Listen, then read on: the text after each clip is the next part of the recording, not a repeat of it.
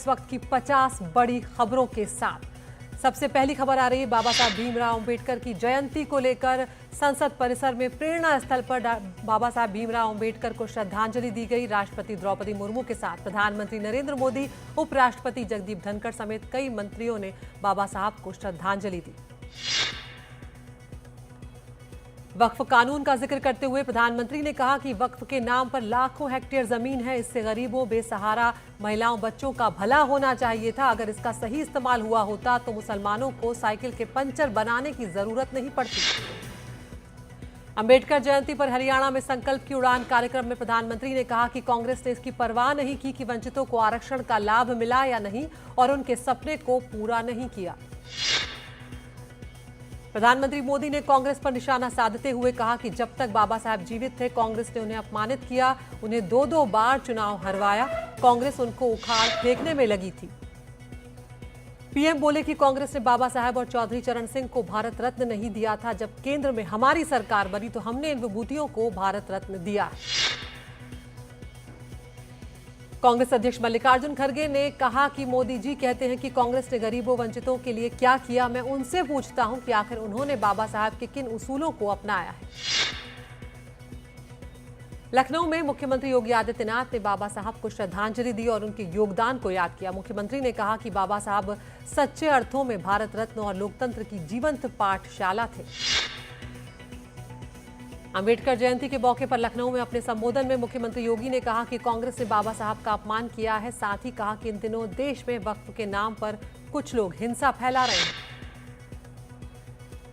Samajwadi party के अध्यक्ष अखिलेश यादव ने बाबा साहब अंबेडकर को श्रद्धांजलि दी और कहा कि बाबा साहब ने हमें दुनिया का सबसे शानदार संविधान दिया।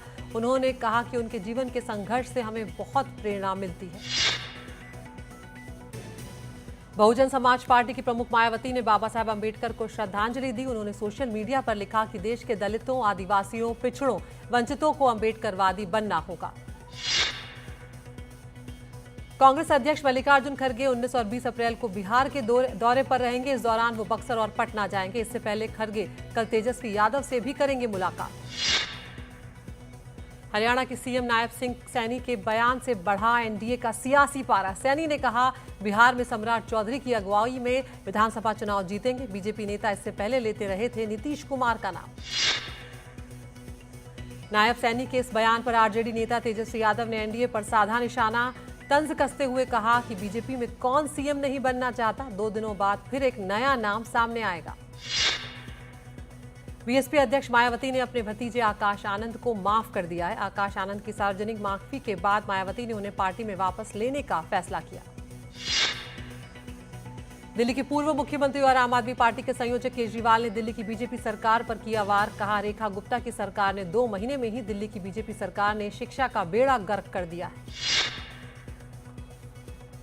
दिल्ली में अगले 2 महीने में नई ईवी पॉलिसी का ऐलान हो सकता है। सूत्र बताते हैं कि इस पॉलिसी में कई तरह के प्रस्ताव हैं, जिसमें हर किलोमीटर पर चार्जिंग पॉइंट लगाने की भी योजना है और साथ ही इसमें ईवी गाड़ियों पर सब्सिडी का ऐलान भी हो सकता है। आज से झारखंड की राजधानी रांची में जेएमएम का 2 दिनों का महाधिवेशन शुरू हो रहा है। 2 दिनों तक चलने वाले इस महाधिवेशन में कई प्रस्तावों पर चर्चा होगी। पंजाब नेशनल बैंक घोटाले का आरोपी और भगोड़ा मेहुल चौकसी बेल्जियम में गिरफ्तार कर लिया गया है। वहां की एजेंसियों के संपर्क में सीबीआई और ईडी देश लाने की कोशिशें शुरू। अभिनेता सलमान खान को फिर से मिली है जान से मारने की धमकी। मुंबई के वर्ली में परिवहन विभाग के व्हाट्सएप नंबर पर एक अज्ञात व्यक्ति ने सलमान खान को घर में घुसकर जान से मारने और उनकी कार को बम से उड़ाने की धमकी दी है। वर्ली पुलिस स्टेशन में एफआईआर दर्ज कर आरोपी की तलाश की जा रही है।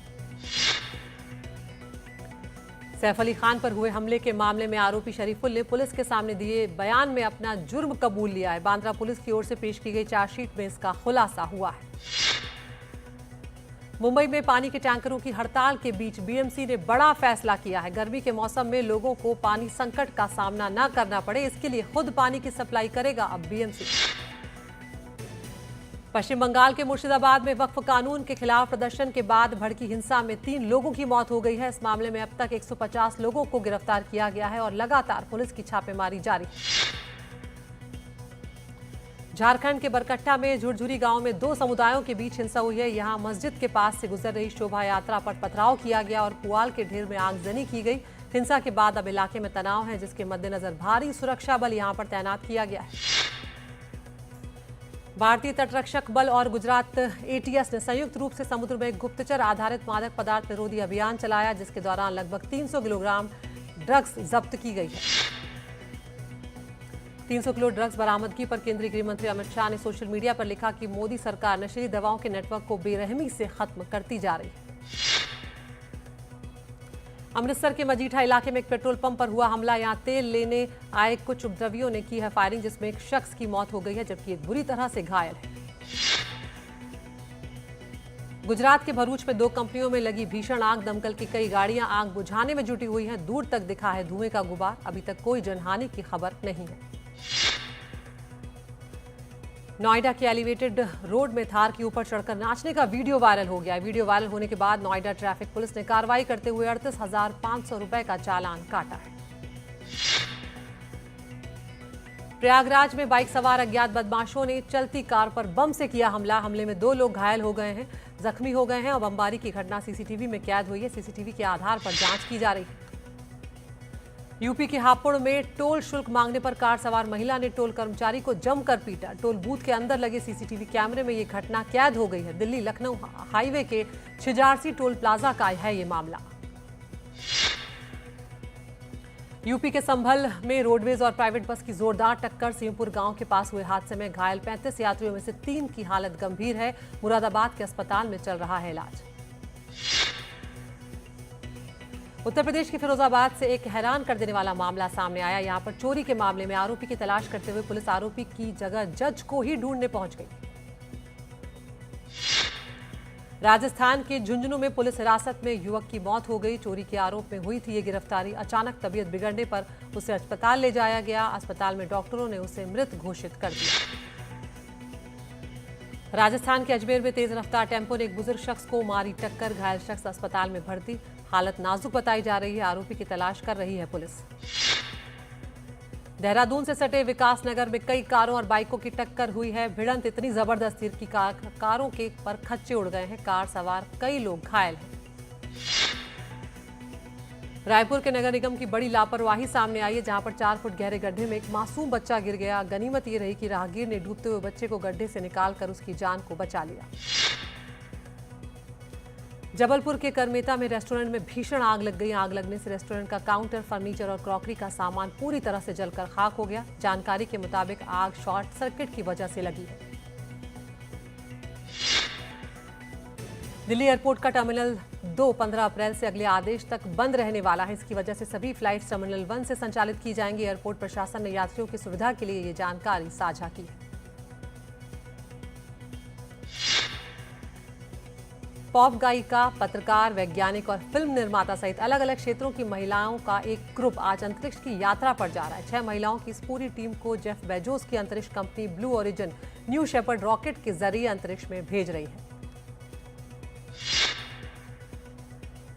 पाकिस्तान के कराची में हजारों लोगों ने विरोध प्रदर्शन किया है। ये प्रदर्शन गाजा में फिलिस्तीनियों के समर्थन में किया गया। प्रदर्शनकारियों का ये कहना है कि सभी मुस्लिम देशों के नेताओं को इस अत्याचार के खिलाफ सामने आना चाहिए। गाजा में इजरायली हवाई हमले में 6 भाई और उनके एक दोस्त की मौत हो गई है। ये सभी लोग गाजा में जरूरतमंदों को राहत सामग्री बांट रहे थे जब उनकी गाड़ी पर एयर स्ट्राइक से हमला किया गया।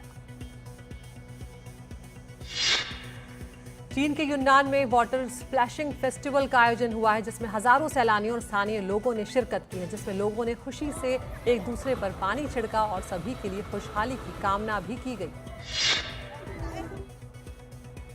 आज लखनऊ और चेन्नई के बीच में मुकाबला है। ये मुकाबला भारत रत्न श्री अटल बिहारी वाजपेयी के कान्हा स्टेडियम में शामिल 7:30 बजे शाम को आज खेला जाएगा।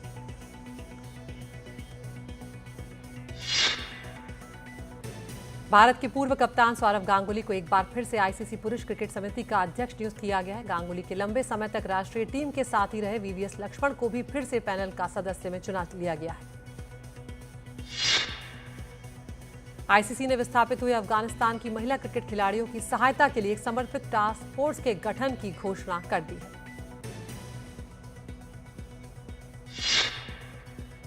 भारत की पुरुष रिकर्व टीम ने तीरंदाजी विश्व कप चरण में एक रजत पदक जीत लिया है। धीरज बोम्बादेवरा, तरुणदीप राय और अतानु दास की टीम रविवार को फाइनल में चीन से 1-5 से हार गई। भिवानी के गांव सांगा में तीरंदाजी चैंपियनशिप का आयोजन किया गया, लेकिन इस आयोजन पर सवाल उठ खड़े हुए जब एक वीडियो वायरल हुआ जिसमें रात के अंधेरे में कार की हेडलाइट जलाकर तीरंदाजी प्रतियोगिता करवाई जा रही थी। अभिनेता रणदीप हुड्डा एक एक्शन फिल्म का निर्देशन करना चाहते हैं। हुड्डा ने कहा है कि हालांकि एक्टिंग मेरा पहला प्यार है, लेकिन मैं एक एक्शन फिल्म लिख रहा हूं जिसे मैं डायरेक्ट भी करना चाहता हूं।